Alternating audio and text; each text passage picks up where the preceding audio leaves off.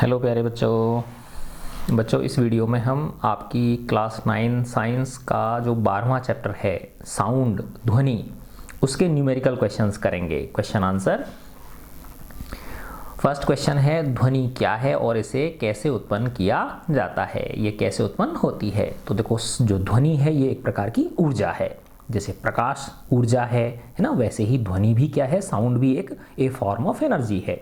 और ये कैसे उत्पन्न होती है ना, तो कैसे उत्पन्न होती है ये, जब कोई भी वस्तु कंपन करती है, क्या करती है, वाइब्रेट करती है, कंपन करती है, तो उस वस्तु के कंपनों की वजह से जो उसके आसपास की जो हवा है, एयर है, उसके अंदर उच्च दाब का क्षेत्र और निम्न दाब का क्षेत्र, ठीक है ना, जिनको हम संपीड़न और विरलन कहते हैं, वो उत्पन्न होते हैं। कंप्रेशन एंड रेयरफैक्शंस उत्पन्न होते हैं, उसकी वजह से ये ध्वनि उत्पन्न होती है ना। तो वो जो कंपन है माध्य स्थिति के दोनों ओर जो वस्तु कंपन करती है, ठीक है ना, उससे ये ध्वनि उत्पन्न होती है। और इस ध्वनि का जो संचरण है माध्यम में, वो किसके माध्यम से होता है, जो संपीड़न और विरलन है उनकी वजह से, है ना। इसकी जो दोनों वीडियोस हैं उसमें हमने इसकी थ्योरी बहुत अच्छी तरह से पढ़ ली थी। सेकंड है, एक चित्र की सहायता से वर्णन कीजिए कि ध्वनि के स्रोत के निकट वायु में संपीड़न तथा विरलन कैसे उत्पन्न होते हैं, है ना। तो देखो इसमें हमने पिछले जो वीडियोस थे उनमें बहुत अच्छी तरह से समझ लिया था इसको, कि जब कोई ध्वनि स्रोत कंपन करता है ना, तो आगे की तरफ हवा क्या होती है, धकेली जाती है, तो उससे वहाँ पे हाई प्रेशर का रीजन क्रिएट हो जाता है ना। फिर वो जब वापस पीछे की ओर आता है, जो कंपन जिस वस्तु में हो रहे हैं, तो उस जगह पे वापस से क्या पैदा होता है, निम्न दाब का क्षेत्र पैदा हो जाता है, रेयरफैक्शन पैदा हो जाता है, ठीक है। तो विरलन जिसको बोलते हैं हम, तो इन संपीड़न और विरलन ये जो माध्यम है, माध्यम के जो कण हैं, उनके अंदर ये उत्पन्न होते हैं, ठीक है ना। इसका चित्र भी इसमें दिया हुआ है। किस प्रयोग से यह दर्शाया जा सकता है कि ध्वनि संचरण के लिए एक द्रव्यात्मक माध्यम की आवश्यकता होती है। अब वो द्रव्यात्मक माध्यम भले ही ठोस हो या द्रव हो या गैस हो, लेकिन उसकी आवश्यकता जरूर होती है। तो इसमें दिखाया गया था ना, एक वो घंटी का जो प्रयोग है, बेल, एक जार के अंदर जो विद्युत घंटी होती है, बिजली से चलने वाली घंटी, उसका जो प्रयोग है, तो उसमें जैसे जैसे उसके अंदर से हम हवा बाहर निकालते जाते हैं, निर्वात करते जाते हैं, वैसे वैसे उस ध्वनि, घंटी की ध्वनि धीमी होती चली जाती है। और एक स्थिति ऐसी आती है कि जब हम उसमें से पूरी की पूरी ध्वनि, पूरी की पूरी एयर को बाहर निकाल देते हैं, तो घंटी की ध्वनि हमें सुनाई नहीं देती, ठीक है ना। अपन इसका नेक्स्ट करते हैं। ध्वनि तरंगों की प्रकृति अनुदैर्ध्य क्यों है ना। इसकी जो प्रकृति है ध्वनि तरंगों की, वो अनुदैर्ध्य है ना, लॉन्गिट्यूडनल क्यों है ना। ये इसलिए है कि इसमें ध्वनि तरंगों का जो संचरण होता है ना, तो माध्यम के कण भी ध्वनि संचरण की दिशा में ही कंपित होते हैं, है ना। जैसे ध्वनि अगर माना इस डायरेक्शन में ट्रेवल कर रही है, तो जो माध्यम के कण हैं वो ऐसे और इस तरह से, यानी इनके समांतर दिशा में, ध्वनि संचरण की दिशा के समांतर ही माध्यम के कण क्या करते हैं, विचलित होते हैं, माध्यम के कण कंपित होते हैं। तो इस वजह से इस ऐसी तरंगों को हम क्या बोलते हैं, अनुदैर्ध्य तरंगें बोलते हैं। और दूसरे प्रकार की तरंगें क्या होती हैं, अनुप्रस्थ तरंगें बोलते हैं, जिनमें उनमें क्या होता है, अगर ध्वनि इस दिशा में ट्रेवल कर रही है, तो जो माध्यम के कण हैं वो ऊपर नीचे लंबवत दिशा में कंपन करते हैं, तो वो होती हैं अनुप्रस्थ तरंगें, ठीक है ना, ट्रांसवर्स वेव्स।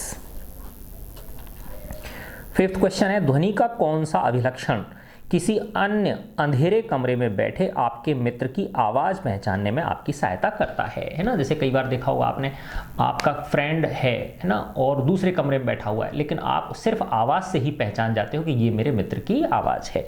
तो हर व्यक्ति की जो आवाज़ होती है, उसका जो तारत्व होता है, उसकी जो पिच होती है, उसकी जो आवृत्ति होती है, वो क्या होती है, अलग होती है अन्य से, है ना। तो वो आवृत्ति ही है, ध्वनि की आवृत्ति ही है, जिससे हम डिफरेंशिएट कर पाते हैं कि ये मेरे मित्र की ध्वनि है और ये किसी अन्य व्यक्ति की है, ठीक है ना। तो ध्वनि का कौन सा अभिलक्षण है वो, इसको हम तारत्व बोल देते हैं, पिच बोल देते हैं, या फ्रीक्वेंसी उसको हम बोल देते हैं, आवृत्ति बोल देते हैं। 6 क्वेश्चन है, तड़ित की चमक तथा गर्जन साथ साथ उत्पन्न होते हैं, है ना। जो बिजली कड़कती है ना, बिजली चमकती है आकाश के अंदर, तो उसमें जो स्पार्क होता है, जो प्रकाश की चमक होती है वो, और जो गर्जना सुनाई देती है साउंड की, वो एक साथ पैदा होती हैं। लेकिन चमक दिखाई देने के कुछ सेकंड पश्चात गर्जन सुनाई देती है, लेकिन जो साउंड है वो चमक के कुछ सेकंड बाद आती है। ऐसा क्यों होता है? जैसे मैंने पहले बता चुका हूँ आपको कि जो प्रकाश की वेग है वो ध्वनि के वेग से बहुत बहुत ज़्यादा है ना। 3 × 10⁸ मीटर पर सेकंड तो किसकी चाल होती है? प्रकाश की चाल होती है ना। और इसमें देखो, इसमें दिखा रखा है 344 मीटर पर सेकंड किसकी चाल होती है? साउंड की होती है। तो इसकी साउंड की जो चाल है वो प्रकाश की चाल से बहुत कम है, इसलिए वो कुछ सेकंड पश्चात हमको ध्वनि सुनाई देती है। अब है किसी व्यक्ति का औसत श्रव्य परास, जो ऑडिबल रेंज है उसकी, वो 20 हर्ट्ज से 20 किलो हर्ट्ज होती है। हमें पता है 20 हर्ट्ज से लेकर 20,000 हर्ट्ज बोल दो या 20 किलो हर्ट्ज बोल दो। इन दोनों आवृत्तियों के लिए ध्वनि तरंगों की तरंगदैर्घ्य ज्ञात कीजिए। तो देखो अब ये आवृत्ति दे रखी है ना, और हमें इनकी तरंगदैर्घ्य निकालनी है, लैम्डा निकालनी है। वायु में ध्वनि का वेग 344 मीटर पर सेकंड ले लीजिए। ये कह रहा है कि जो वेलोसिटी है वो 344 मीटर पर सेकंड आप ले सकते हो, ठीक है ना। तो देखो मैं आपको इसे करके दिखाता हूँ। ये क्वेश्चन नंबर 7। तो इसमें देखो जो रेंज है, रेंज क्या दी है? 20 हर्ट्ज से लेके और 20 किलो हर्ट्ज, तो 20,000 हर्ट्ज हो जाएगा ना। ये रेंज दे रखी है, और इस रेंज के लिए इसने वेलोसिटी 344 मीटर प्रति सेकंड, है ना, या इसको ऐसे भी लिख सकते हो आप 344 मीटर प्रति सेकंड। अब हमें पता है कि v जो वेलोसिटी है वो होता है आवृत्ति इनटू तरंगदैर्घ्य, है ना। देखो v और इस न्यू में कंफ्यूज मत होना, ये वेग है ना, ये क्या है? आवृत्ति है, और ये इसकी तरंगदैर्घ्य है, ये इसकी तरंगदैर्घ्य है। तो किसके लिए? पहले इस 20 हर्ट्ज के लिए निकाल लेंगे और फिर हम 20 किलो हर्ट्ज के लिए निकाल लेंगे। तो फर्स्ट है जब आवृत्ति कितनी है? 20 हर्ट्ज है ना। तो उस समय जो लैम्डा है, अब देखो इस सूत्र से लैम्डा बराबर क्या हो जाएगा? v/ν हो जाएगा। क्या हो जाएगा? v/ν। ये किसका सूत्र हो गया? लैम्डा का हो गया। तो लैम्डा बराबर हो गया v/ν, है ना। तो 20 हर्ट्ज के लिए वही वेग तो दोनों के केस में सेम है, 344 बटे न्यू कितनी है इसकी? 20 हर्ट्ज है। तो जब 344 में जब आप 20 का भाग दोगे तो ये आ जाता है 17.2 मीटर, है ना। क्या आ जाएगा? 17.2 मीटर, है ना। अब देखो ये मीटर कैसे आया? 344 क्या है? मीटर प्रति सेकंड, है ना। और ये क्या है? हर्ट्ज होती है, वो क्या होती है? पर सेकंड होती है। हर्ट्ज होती है वो तो क्या होती है? पर सेकंड। तो 1/सेकंड। तो अब इसको पहले को चौथे से गुणा करोगे और दूसरे को तीसरे से गुणा करो, तो एस से एस कट गया, तो क्या आ गया? मीटर आ गया, ठीक है। फिर सेकंड 20 किलो हर्ट्ज के, है ना। न्यू कितनी है? 20,000 हर्ट्ज। इसके लिए अपन लैम्डा निकाल लेंगे, तो इसके लिए लैम्डा बराबर क्या हो जाएगा? वही v/ν। v कितना? 20 तो वही है सेम 344, और नीचे किसका भाग लग जाएगा? 20,000 का भाग लग जाएगा। तो ये आ जाता है 0.0172 मीटर। तो इस तरह से हमने दोनों के लिए, दोनों ध्वनि की जो रेंज है, रेंज का जो लोएस्ट पॉइंट है 20 हर्ट्ज और उसका जो हाईएस्ट पॉइंट है 20 किलो हर्ट्ज, अर्थात हमें 20 हर्ट्ज से नीचे की ध्वनि सुनाई नहीं दे सकती और 20 किलो हर्ट्ज से ऊपर की ध्वनि हमें आवृत्ति की ध्वनि हमें सुनाई नहीं दे सकती। तो इनके लिए जो उनकी तरंगदैर्घ्य है वो 17.2 मीटर है और 0.0172 मीटर आती है। अच्छा, अब देखो ये बहुत अच्छा क्वेश्चन है 8वां। तो देखो हमने ये 7वां प्रश्न कर लिया इसका। 8वां प्रश्न है, दो बच्चे हैं। दो बालक किसी एल्युमिनियम पाइप के 2 सिरों पर हैं। एक एल्युमिनियम का पाइप है, उनके दोनों सिरों पे हैं वो। एक बालक पाइप के एक सिरे पर पत्थर से आघात करता है, चोट करता है, वो पत्थर से टंकोर मारता है वो। दूसरे सिरे पर स्थित बालक तक वायु तथा एल्युमिनियम से होकर जाने वाली ध्वनि तरंग, अब एक तो क्या है वायु से जाएगी ध्वनि तरंग, और एक जाएगी वो जो माध्यम है एल्युमिनियम उससे जाएगी, है ना। तो उनके द्वारा लिया गया समय का अनुपात ज्ञात करना है कि एल्युमिनियम में कितना समय लगेगा, है ना, वायु में कितना समय लगेगा और एल्युमिनियम में कितना समय लगेगा। इन दोनों का अनुपात पूछ रहा है। तो दूसरे सिरे तक स्थित बालक तक वायु तथा एल्यूमिनियम से होकर जाने वाली ध्वनि तरंगों द्वारा लिए गए समय, यानी जब एयर में जा रही हैं साउंड वेव्स तो कितना समय लग रहा है, और जब किस में जा रही हैं, एल्यूमिनियम में जा रही हैं, तो कितना समय लग रहा है। इनका अनुपात हमसे ये पूछ रहा है, ठीक है ना। इनका क्या पूछ रहा है, अनुपात पूछ रहा है। तो देखो अब ये जो टेबल दे रखी है मैं दिखाता हूँ आपको। इसमें एक टेबल है जिसमें अलग अलग माध्यमों में ध्वनि की चाल दे रखी है। तो देखो ये टेबल है 25 डिग्री सेल्सियस पर ध्वनि की चाल। तो देखो एयर के अंदर है 346 मीटर पर सेकंड, कितनी है, 346 मीटर पर सेकंड है। और एल्यूमिनियम ढूंढो, एल्यूमिनियम कहाँ है, ये देखो निकल, स्टील, लोहा, पीतल, कांच, ये रहा सबसे ऊपर एल्यूमिनियम 6420 मीटर पर सेकंड है। कितनी है इसकी एल्यूमिनियम की, ये रहा 6420 मीटर पर सेकंड है ना। तो इसका मतलब क्या है, देखो एल्यूमिनियम में बहुत ज़्यादा है इसके कंपैरिजन में। इसमें तो कितनी है, मात्र 346 मीटर पर सेकंड है एयर के अंदर, और उसमें कितनी है 6420 मीटर पर सेकंड है, ठीक है ना। अच्छा अब देखो मैं को ये क्वेश्चन नंबर आपका 8वां हो गया, क्वेश्चन नंबर 8। तो velocity of sound wave in aluminium, ये एल्यूमिनियम VAL लिख लिया मैंने, ये है 6420 मीटर प्रति सेकंड, और VAR लिख लिया मैंने, है ना, ये कितनी है 346 मीटर पर सेकंड। अब इन दोनों में लिए गए टाइम का अनुपात पूछ रहा है। क्या पूछ रहा है, कितना टाइम लगेगा, है ना। अब देखो एक सूत्र होता है, चाल बराबर क्या होता है, दूरी बटे समय, है ना। तो इससे समय गुणा चाल बराबर क्या हो गया, दूरी, है ना, ठीक है। तो अब इससे समय क्या निकल के आ गया, समय बराबर हो गया दूरी बटे चाल, ठीक है। अब दोनों केसेस में दूरी क्या है, सेम है ना। तो फर्स्ट केस में टाइम जब किस में जा रही है, वो एल्यूमिनियम में ट्रेवल कर रही है, तो T कितना हो गया, T1 मान लिया मैंने इसको। तो देखो दूरी वही सेम है, दूरी माना D मान ली मैंने, है ना। और चाल कितनी है इसकी 6420, ठीक है। सेकंड केस में जब क्या है वो, अच्छा फर्स्ट केस में तो हवा है, ओके, पहले ऊपर क्या है, हवा बोल रहा है ये, और फिर क्या बोल रहा है, एल्यूमिनियम बोल रहा है। तो ये सेकंड है और ये फर्स्ट मान लो इसको। तो एयर, जब माध्यम क्या है, एयर है, तो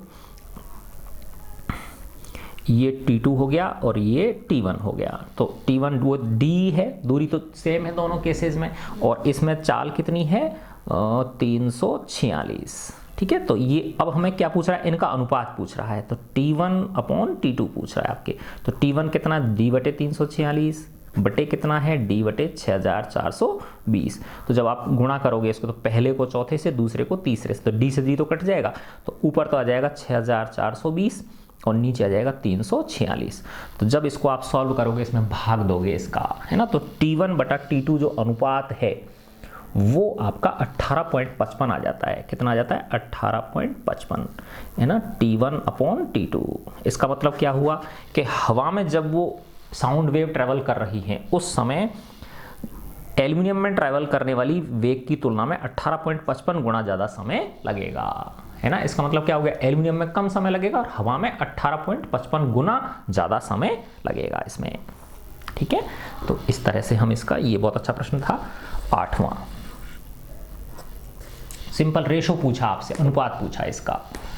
फिर 9वां प्रश्न है, किसी ध्वनि स्रोत की आवृत्ति 100 हर्ट्ज है, 1 मिनट में यह कितनी बार कंपन करेगा। अब जो आवृत्ति होती है वो क्या होती है, 1 सेकंड में कंपनों की संख्या, है ना। तो 100 हर्ट्ज का मतलब क्या है, 1 सेकंड में 100 कंपन हो रहे हैं। तो 1 मिनट में कितने होंगे, सीधी सी बात है, 60 से और गुणा कर दो। तो 60 जब आप 60 से 100 को गुणा करोगे तो क्या आ जाएगा, 6000 वाइब्रेशंस आ गए। कितने कंपन हो गए, 6000 कंपन हो गए, ठीक है। बहुत आसान प्रश्न था। अब ये कह रहा, क्या ध्वनि परावर्तन के उन्हीं नियमों का पालन करती है जिनका कि प्रकाश की तरंगें करती हैं, इन नियमों को बताइए। तो वही सेम चीज़ है, देखो बेटा, जो प्रकाश के परावर्तन के नियम होते हैं वही सेम ध्वनि के परावर्तन के नियम होते हैं। तो वो नियम पिछले वीडियो में मैंने बताए थे आपको कि जो ध्वनि तरंगें हैं, है ना, वो जब किसी सतह से टकराती हैं तो उससे परावर्तन होता है उनका, तो उस सतह पर जो अभिलंब होता है 90 डिग्री का एक रेखा मान ली हमने, तो ध्वनि की जो आपतित किरणें हैं वो अभिलंब के साथ जितना कोण बनाती हैं उतना ही परावर्तित ध्वनि तरंग अभिलंब के साथ बनाती है। तो एक तो ये होता है, और दूसरा नियम क्या होता है कि वो जो आपतित किरण है ध्वनि की, है ना, और जो टकराने के बाद जो परावर्तित किरण है वो, और जो अभिलंब है वो तीनों एक ही तल में होते हैं। ठीक है ना, तो ये दो नियम हो गए इसके।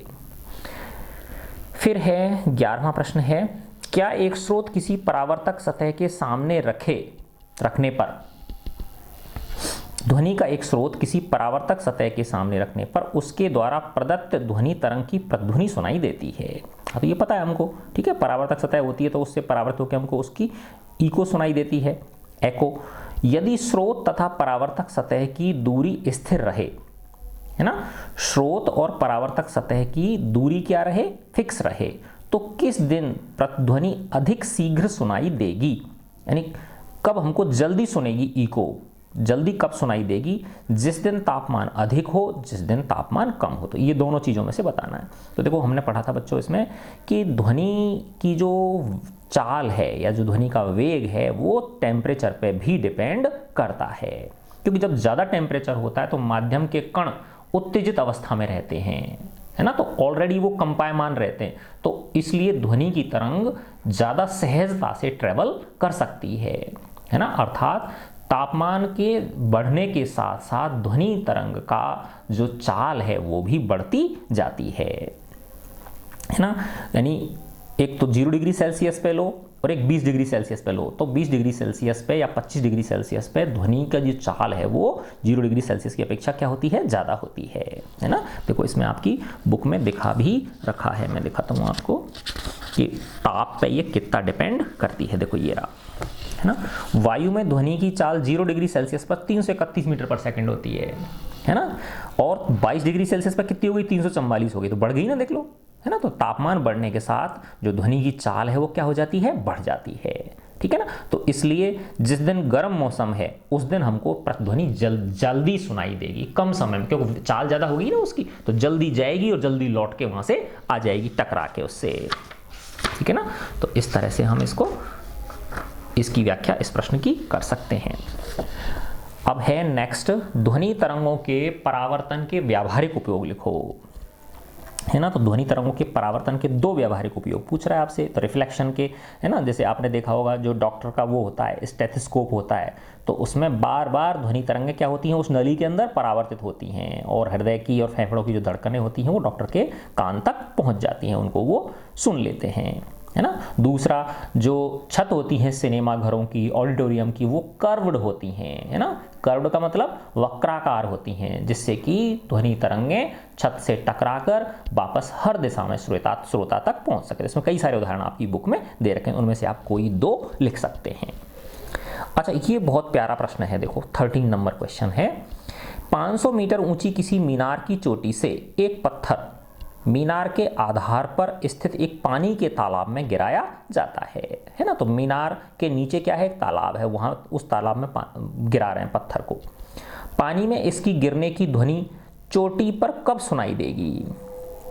तो देखो पत्थर ऊपर से गिरा है, तालाब में आया नीचे, है ना, और फिर तालाब में छपाक की जो ध्वनि हुई वो ऊपर जो श्रोता है उसके कान तक जाएगी, तो वो समय पूछ रहा है, यानी पत्थर के गिराने से लेकर और वापस उसके कान तक ध्वनि आने में कितना समय लगेगा।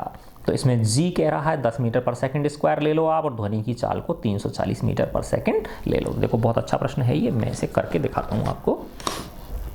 ये है क्वेश्चन नंबर 13, क्वेश्चन नंबर 13।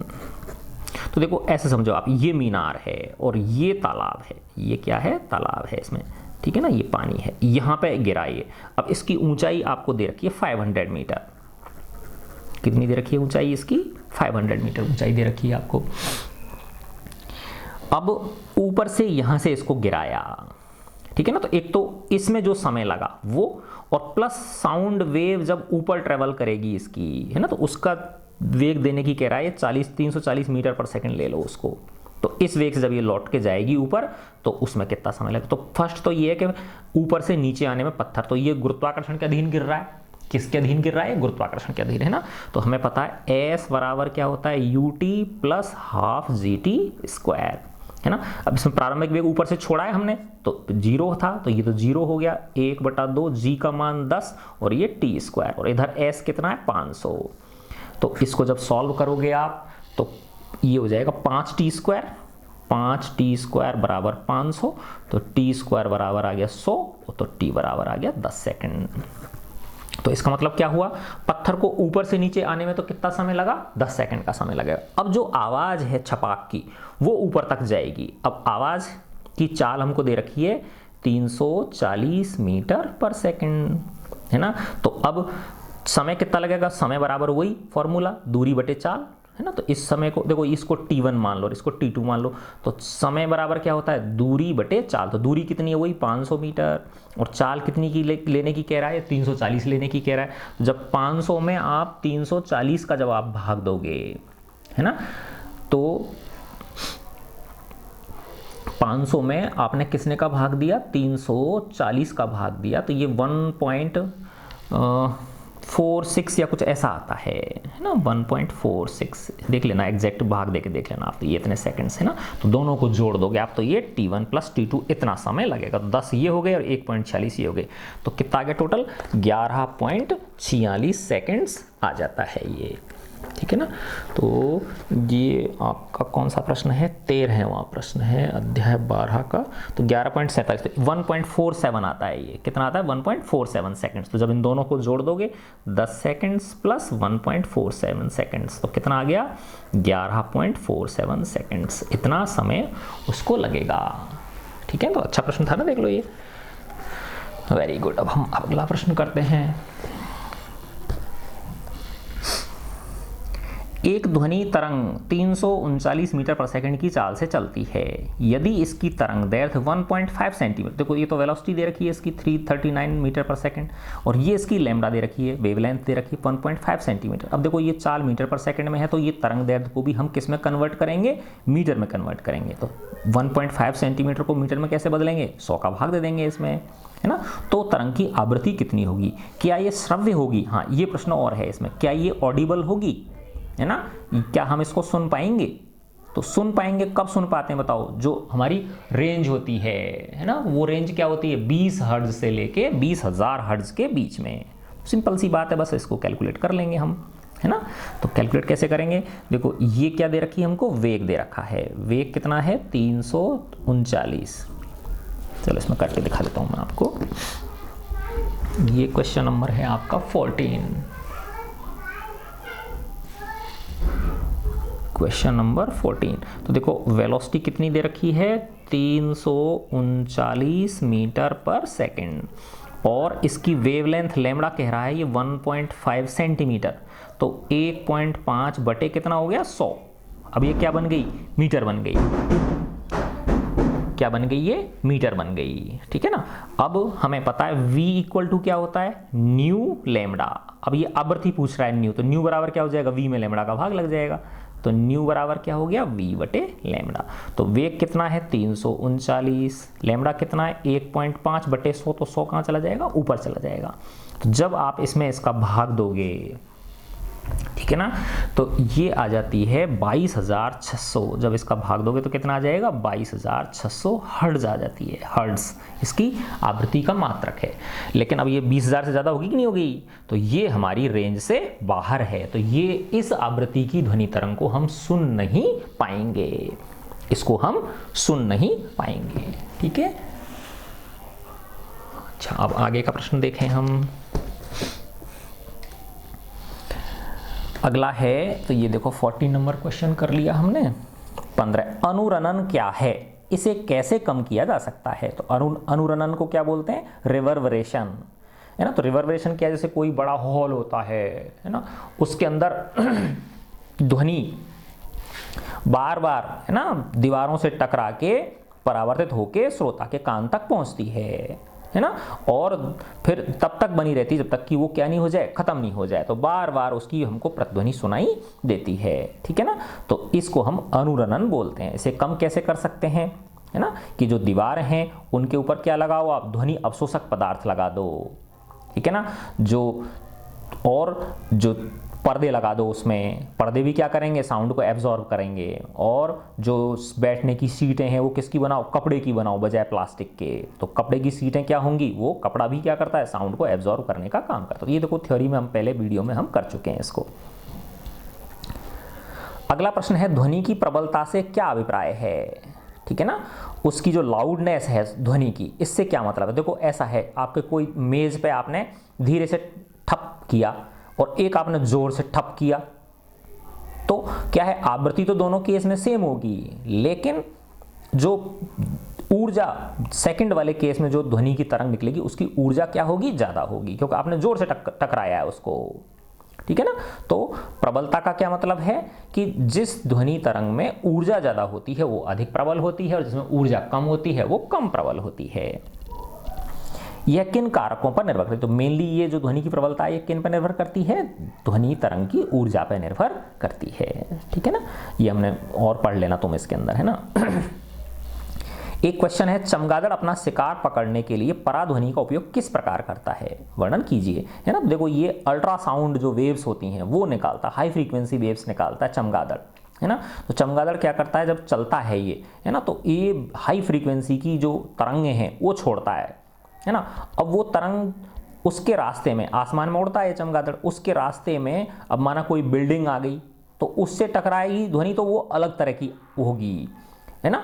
और अगर कोई वो जीव जंतु है तो उससे टकरा के जो उसके पास लौट के आएगी ध्वनि, उसकी आवृत्ति अलग होगी। तो उन आवृत्तियों को चमगादड़ पहचान लेता है कि ये जो लौट के आई तरंग ये किससे लौट के आई है, किसी जीव जंतु से आई है, या किसी पत्थर से आई है, या किसी पहाड़ से आई है, या किसी मकान से टकरा के आई है। तो इस तरह से वो उनमें डिफरेंशिएट कर लेता है, ठीक है ना। और अगर माना वैसा अवरोध है, सॉलिड कोई अवरोध है, तो वो अपनी दिशा बदल लेता है ना। और अगर उसके खाने का वो है ना जीव जंतु जिसको कि वो भोजन के काम में है, तो उस पर वो अटैक कर लेता है। इस प्रकार से वो अपना शिकार पकड़ता है, ठीक है।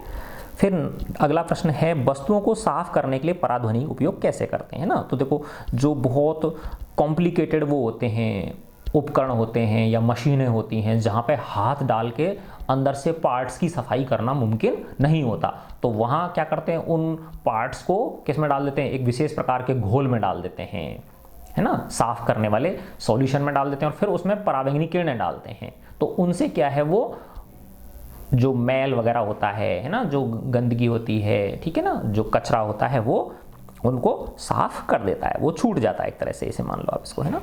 सोनार की कार्यविधि और उपयोगों का वर्णन करिए। तो देखो सोनार का था ना साउंड नेविगेशन एंड रेंजिंग। तो ये जो जलयान होते हैं उनमें नीचे की तरफ एक ट्रांसमीटर होता है, एक रिसीवर होता है, उससे तरंगें जाती हैं ट्रांसमीटर से, और रिसीवर उनको वापस, जब वो तले में उसके में कोई पदार्थ है, चट्टान है या उसका समुद्र का तला है, वहाँ से वो लौट के आते हैं, तो उनको वो रिसीव करते हैं, है ना। और पता चल जाता है भाई कितनी दूरी पे वो, कितनी गहरा है समुद्र या जो भी वस्तु है या वो है वो कितनी, और अलग अलग ध्वनियों, अलग अलग वस्तुओं से टकरा के जो ध्वनि पहुँचती है रिसीवर तक, वो अलग अलग आवृत्ति की होती है। तो उससे ये भी पता चल जाता है कि किससे, यानी इसके तले में क्या चीज़ है, ठीक है ना। तो उसके द्वारा भी खोज की जा सकती है, इसको सोनार बोलते हैं हम। Sound navigation and ranging.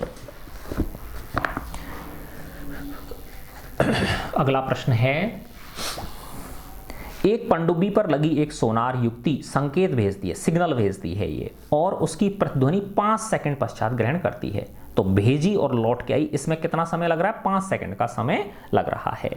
यदि पनडुब्बी से वस्तु की दूरी 3625 मीटर हो तो ध्वनि की चाल निकालनी है। तो देखो कितना इसका 5 सेकंड तो जाने और आने में लग रहे हैं, तो जाने में कितना समय लगेगा, 5 का आधा कर दो, 5 में 2 का भाग दिया तो क्या आ गया, 2.5 सेकंड्स आ गए। कितने आ गए, 2.5 सेकंड्स आ गए, ठीक है ना।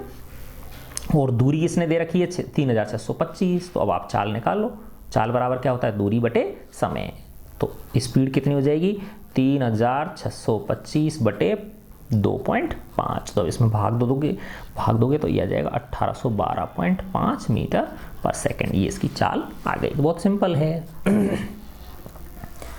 फिर अगला प्रश्न है, किसी धातु के ब्लॉक में डिफेक्ट्स का, दोषों का पता लगाने के लिए जो अल्ट्रासाउंड है इसका उपयोग कैसे किया जाता है। तो इसमें देखो, मैंने पिछली वीडियो में बताया था मैंने सेकंड वाले में कि जब मेटल का जो पीस है जिसको कि हम जांच कर रहे हैं, है ना, उस पे जब हम पराबैंगनी अल्ट्रासाउंड वेव्स जो है ना वो जब आप उस पर पास कराते हैं उसके थ्रू, तो अगर माना वो बिल्कुल परफेक्ट है तो उसमें से वो पूरी तरह से पास हो जाती हैं और सामने उसके दूसरी ओर क्या लगा रहता है, रिसीवर लगा रहता है और वो उनको रिसीव कर लेता है ना। अगर माना बीच में कहीं क्रैक है तो जो अल्ट्रासाउंड वेव्स हैं उस जगह से क्या हो जाती हैं, वापस परावर्तित हो जाती हैं और जो रिसीवर है, संसूचक जो है, वहां तक वो नहीं पहुंच पाती है, सेंसर तक नहीं पहुंच पाती। तो इससे पता चल जाता है भाई इस जगह पे उसमें क्या है, क्रैक है ना। तो पिछले वीडियो में हमने ये समझाया था, आपकी बुक में भी बहुत अच्छी तरह से दिया हुआ है। फिर है लास्ट क्वेश्चन इसका, मनुष्य का कान किस प्रकार कार्य करता है, विवेचना कीजिए। देखो ये मैंने मोटा मोटा इसके पिछले वीडियो में समझा दिया था। इसके 3 पार्ट होते हैं, आउटर ईयर, मिडिल ईयर और इनर ईयर। ठीक है ना। जो आउटर ईयर है, हमारे कान जो बाहर निकला रहता है, तो इसका काम तो सिर्फ इतना सा है कि जो ध्वनि तरंगें आ रही हैं उनको इकट्ठा करके और अंदर जो कान की छेद है इसमें डाल देना। ये जो पाइप है कान का, छोटा सा जो नली है उसमें डाल देना। फिर ध्वनि तरंगें ना किससे टकराती हैं, जाके अंदर ईयर ड्रम होता है, कान का पर्दा जिसको बोलते हैं। ठीक है ना, वो कान का पर्दा वाइब्रेट होता है। तो वही जिस तरह से हवा में कंपन से क्या पैदा होते हैं, संपीड़न विरलन पैदा होते हैं, वैसे ही जो पर्दा है वो आगे पीछे कंपित होता है ना। उस पर्दे के पीछे जस्ट 3 छोटी छोटी बारीक बहुत बारीक हड्डियां होती हैं जिनको 3 नाम दिए गए हैं। वो कंपित होती हैं, उनसे इलेक्ट्रिकल सिग्नल पैदा होते हैं। और इलेक्ट्रिकल सिग्नल को कौन जनरेट करता है, एक कॉकलिया होता है उसके अंदर, ठीक है ना, वो जनरेट करता है। और फिर वहाँ से इलेक्ट्रिकल सिग्नल जो ऑडिटरी नर्व्स होती हैं हमारी बॉडी के अंदर, है ना, वो उनको मस्तिष्क तक ले जाती है और मस्तिष्क जो है, जो हमारा ब्रेन है, वो इनको इंटरप्रेट करता है कि ये किसकी आवाज़ है। इस तरह से हमारे कान कार्य करते हैं। ठीक है बच्चों, तो अगर आपको मेरा वीडियो पसंद आया है तो आप मुझे कमेंट करके बता सकते हैं। उससे क्या होता है बच्चों, विजिबिलिटी बढ़ती है बेटा वीडियोज़ की। ठीक है बच्चों, गॉड ब्लेस यू ऑल।